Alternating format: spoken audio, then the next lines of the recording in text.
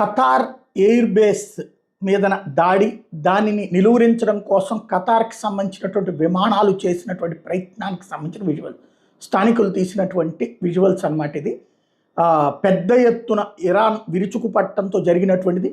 Iran దాడుల మీద Qatar serious అయింది. అక్కడ ఉన్నటువంటి ఎయిర్ బేసులు ధ్వంసం, అంటే అమెరికన్ ఎయిర్ బేస్లో ధ్వంసం చేయడంతో పాటుగా ఖతార్ రాజధాని మీద కూడా వెళ్ళింది.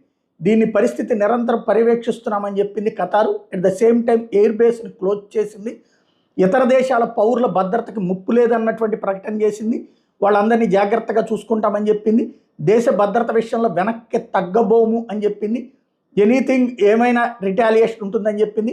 ప్రాంతీయ అంతర్జాతీయ భాగస్వాములతో పెద్ద దాడులకే నిరంతరం సమన్వయం చేసుకుంటాము అని ప్రకటించింది. అక్కడ ఉన్నటువంటి పబ్లిక్ ఎట్లాంటి ఇబ్బంది లేకుండా చూసుకుంటామని ప్రకటించింది.